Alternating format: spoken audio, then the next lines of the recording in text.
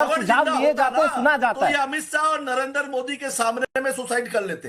अगर रावण जिंदा होता, इतनी अहंकारी सरकार है ये। धनंजय गिरी जी सुन रहे हैं, वो जवाब देंगे। ओके निवान जी प्लीज, शोषण करने वाली सरकार है। हमारे ठीक है, स्वयं जी आ रहा हूं फिर से। ये सच्चाई है। मैं केवल एक बात कहना चाहता हूं कि हमारे देश में ज्वाइंट पार्टी मीटिंग्स की क्या वैल्यू है। कितनी मीटिंग्स पे प्रधानमंत्री जी गए? पहलगाम के बाद जो ज्वाइंट पार्टी मीटिंग जो देश के लिए सबसे महत्वपूर्ण मीटिंग थी, उसको छोड़ के प्रधानमंत्री जी बिहार में रैली कर रहे थे। तो क्या वैल्यू है इन ज्वाइंट पार्टी मीटिंग्स की? इसमें बीजेपी सुनती है किसी पार्टी की?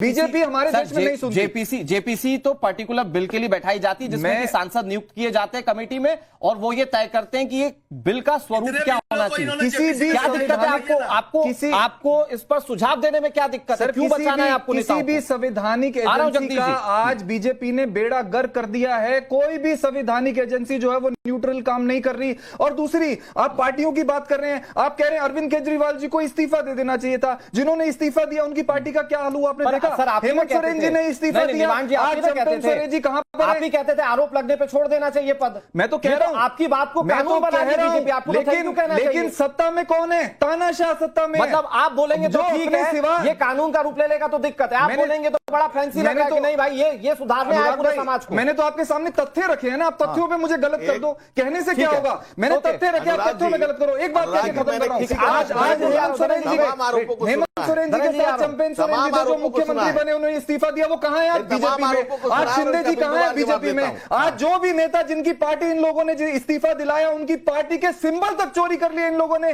दूसरी बात, आखिरी बात कह के खत्म कर रहा हूं, ये कह रहे हैं प्रधानमंत्री जी के ऊपर भी केस हो जाएगा। कितने इन्होंने देखो न्यूट्रल है। हम ये कह रहे हैं चंडीगढ़ के ऊपर इनके छोटे से एक कार्यकर्ता जो है उसने चोरी करी, आज तक उस पर एफआईआर हुई हो तो बताओ ये प्रधानमंत्री पे केस करेंगे? ये वोट चोर लोग हैं। आज तो पूरी देश में नारा लग रहा है कि वोट चोरो, गद्दी छोड़ो। निवान शर्मा जी, धनंजय गिरी जी वो ये कह रहे हैं कि हमें जेपीसी पर भरोसा नहीं, क्योंकि कोई संवैधानिक संस्था इस देश में काम नहीं करती है। मैंने सबको सुन लिया अनुराग जी,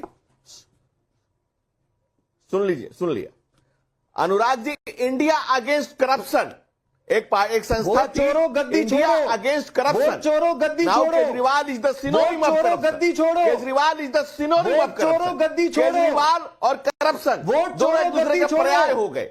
आप तुम्हें मालूम है तुम्हारे बारे में क्या कहते हैं लोग? ये नारेबाजी से दर्शकों को समझ नहीं करते हैं जब नाम केजरीवाल का सुनते हैं लोग।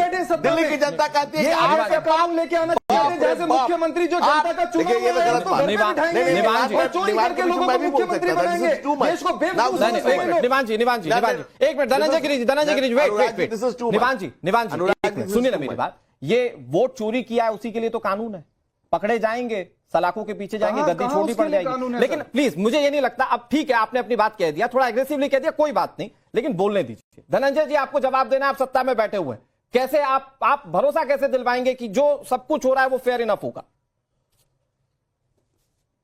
It's your time sir.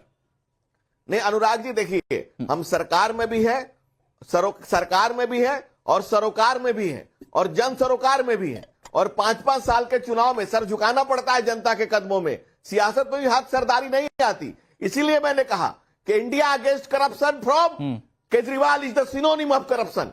ये दिल्ली की जनता ने इनको दिल्ली से बाहर ऐसे नहीं किया। जब ये करप्शन का पर्याय हो गया, तुम्हें मालूम है तुम्हारे बारे में क्या कहते हैं लोग? अरे दोनों हाथ से कान बंद करते हैं जब केजरीवाल सुनते हैं लोग।